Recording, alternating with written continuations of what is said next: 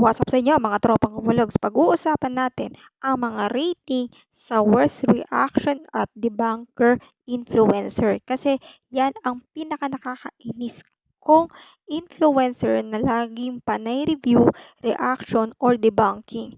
Kaya simulan natin to kasi gusto nila akong hamunin pa. Let's go! First, si Nikon David, 400,000 over 10. Siyempre, tawag nga rito debunker.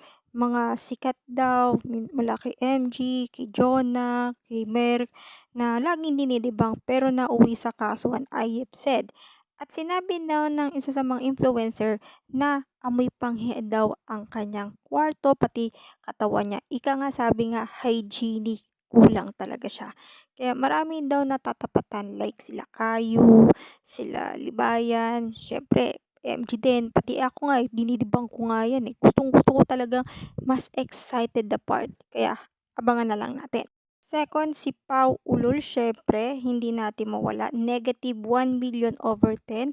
Alam kong feeling mayabang siya pag sa vlogging industry na may hanger or minsan nanggigigil siya. Pero pag personal, ay feeling mabait siya. Sarap murahin ko yan siya nung nasa conquest eh. Sarap upakan ko talaga yan si Paulol kahit babae po ako.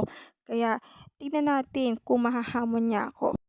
Third, si AC or the real AC na negative 2 million over them dahil tinawag siyang Green Reaper or Sunny Vito or sabihin nating cosplayer na Black Widows or Green Reaper nga sabihin ko dahil isa din siya sa mga kampon ng baby bra warriors ng Twice or K-pop fandom. Pero ako ay isang anti-fandom, kaya niya akong i-debunk or kaya kong labanan yan kung hindi siya makapag-hate comments.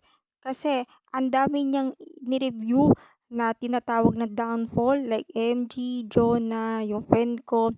Pero yung sa mga small YouTuber hindi niya hinahamon dahil marami akong pasabog sa kanya. At alam kong magre-react yan.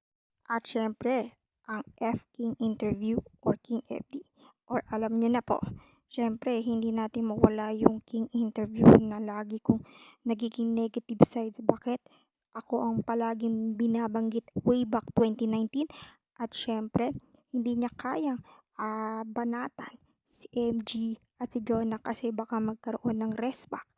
At syempre hindi gusto yung mga games, syempre yung mga nakaganti lang din siya sa sa hate comments pero yung nang nag-Japan siya ay nako medyo disrespectful naman, masyadong bastusin even sa mga post niya.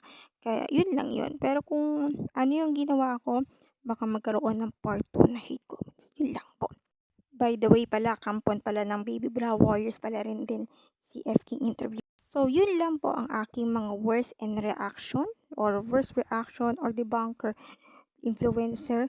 Kaya sa mga basher na katulad ko na sinasabing hanap ka ng pake or parang wala kang pakialam sa'yo or hindi ako naniniwala, ito lang masasabi ko sa inyo, hanap kayo ng pugi nyo, magsumbong kayo, okay lang.